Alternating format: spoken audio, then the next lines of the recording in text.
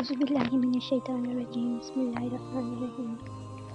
अब्दुल मुत्तलिब ने रसूल खुदा सल्लल्लाहु अलैहि वसल्लम की पैदाइश के वक्त जो करामात देखी।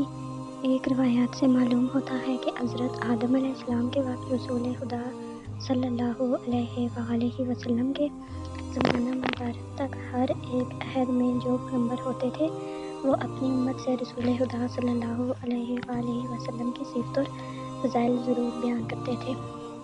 और जो किताबें अल्लाह ताला ने अपने बरगज़ीदा पैगंबरों पर आसमान से नाजिल की, इनमें भी रसूल खुदा सल्लल्लाहु अलैहि वसल्लम के मरातिब व फ़ज़ाइल ज़रूर बयान फरमाए। फिर वो पैगंबर हज़रात अपने वक़्त के लोगों को इन मरातिब व फ़ज़ाइल से रोशनास कराते रहे। रवायत है कि अब्दुल मुत्तलिब रसूल खुदा सल्लल्लाहु अलैहि वसल्लम की पैदाइश के वक्त बैतुल्लाह में थी। अब्दुल मुत्तलिब कहते हैं, जब आधी रात हुई तो गैब से एक आवाज़ आई और इसी रात रसूल खुदा सल्लल्लाहु अलैहि वसल्लम तौलीद हुए। जब मैंने आसमान की तरफ अपनी नज़रें उठाकर देखा कि सब फरिश्ते तकिया रख रहे हैं और फिर मैंने अपनी नज़र बुतों की तरफ की तो देखा कि वो सब के सब ज़मीन पर गिर कर टूट गए हैं। फिर कुछ देर बाद एक दूसरी आवाज़ आई और इस आवाज़ में कोई ये कहता था कि बिशारत बाद ए अहले ज़मीन अभी आखिर ज़मान पैदा हुए और आबे रहमत इनके दोहलाने को लाया गया और खाना काबा भी इस वक्त हरकत में आया। फिर सजदा किया मगर मैं इस वक्त ख्वाब शक्र में था। फ़ौरन नींद से उठा और दिल में कहा, देखना चाहिए कि क्या माजरा है। तब मैंने बनी शिबा के दरवाजे से निकल कर कोई सफ़ा व मरवा को देखा, वो भी लर्ज़े में है। इसको देखते ही मुझको लर्ज़ा आया। फिर चारों तरफ से ये आवाज़ आने लगी कि ऐ कुरैश मत डरो, ऐ कुरैश मत डरो। बस इसमें होलनाक हवा और फिर चिपका हो रहा और ये अंदेशा मुझको हुआ कि आमना के घर पर जाकर देखूं। बहरहाल इनके मकाम पर गया। जाकर क्या देखता हूँ कि मुर्ग सब हवा के आमना के मकान के चारों तरफ घूम रहे हैं और एक टुकड़ा अबर का इनके मकान के ऊपर साया किए हुए है। ये देखकर मैं बेख्तियार होकर गिर पड़ा और जब होश में आया चाहा कि आमना के हुजरे में जाऊं और वहां जाकर देखूं क्या माजरा है। ये देखने की मैंने बहुत कोशिश की। बहुत बड़ी दुश्वारियों से मैं इसके दरवाजे पर गया तो इस जगह मैंने खुशबू मश्क अंबर की पाई और फिर इनके हुजरे का दरवाज़ा खोलकर कुछ संभला। दो चश्म के दरमियान पेशानी पर इनकी नज़र मेरी पड़ी क्योंकि वो जगह मोहम्मद मुस्तफ़ा सल्लल्लाहु अलैहि वसल्लम की थी।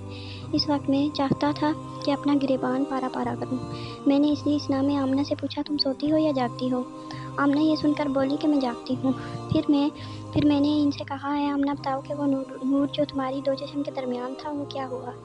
कहने लगी कि वो नूर मोहम्मद मुस्तफ़ा सल्लल्लाहु अलैहि वसल्लम का था जो अब पैदा हो चुके हैं। ये सुनते ही अब्दुल मुत्तलिब ने आमना से कहा, इस लड़के को मेरे पास लाओ ताकि मैं इसको देखूं। वो बोली, मैं आज इसको ना दिखा सकूंगी। अब्दुल मुत्तलिब ने कहा, क्यों नहीं दिखा सकोगी? आमना ने कहा, जिस वक्त वो लड़का पैदा हुआ तो एक शख्स गैब से कह रहा था कि ए आमना, इस लड़के को 3 दिन तक किसी को मत दिखाना। ये सुनते ही मैंने अपनी शमशीर म्यान से खींचकर कहा, किसने तुमको मना किया है? इसको मेरे पास लाओ वरना मैं तुमको जान से मार डालूंगा और लड़के को मुझे जल्द से जल्द दिखाओ।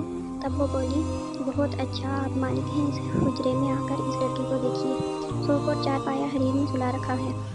तब मैंने इरादा किया कि इस लड़के को देखूं। वहीं हुजरे में से एक मर्द मुहिब्बे शक्ल निकल आया। वो ऐसा था कि मैंने इस जैसा कभी नहीं देखा था और वो मुझसे कहने लगा, तुम कहाँ जाते हो? इसके जवाब में मैंने कहा, मैं इस लड़के को देखने जाता हूँ। वो बोला कि तुम इस वक्त इस लड़के को देखने मत जाओ। इस वक्त इसको देखने ना पाओगे क्योंकि इस वक्त इनके पास फरिश्ते इनकी मुलाजमत में आए हुए हैं। सुभान अल्लाह। जब तक वो ना रुखसत हो जाएं इस वक्त तक बनी आदम को फरिश्तों की मजलिस में जाना मना है। अब्दुल मुत्तलिब कहते हैं, ये बात सुनकर मेरा बदन कांपने लगा और वो शमशीर भी मेरे हाथ से गिर पड़ी और मैं इस वक्त इस लड़के को देखने न पाया और मैंने चाहा कि इस खबर को कुरैशियों से जाकर कहूँ। चनाचा इसी वक्त मेरी ज़ुबान बंद हो गई और मेरी ज़ुबान इस बुरी तरह से बंद हुई कि मैं फिर 7 दिन तक किसी से बात ना कर सका। हज़रत मुजाहिद रहमतुल्लाह कहते हैं, मैंने इब्ने अब्बास रज़ी अल्लाह अन्हा से पूछा, वो मुर्ग सब और अबर सफ़ेद जो आमना के घर पर साया किए ہوئے تھا وہ کیا تھا؟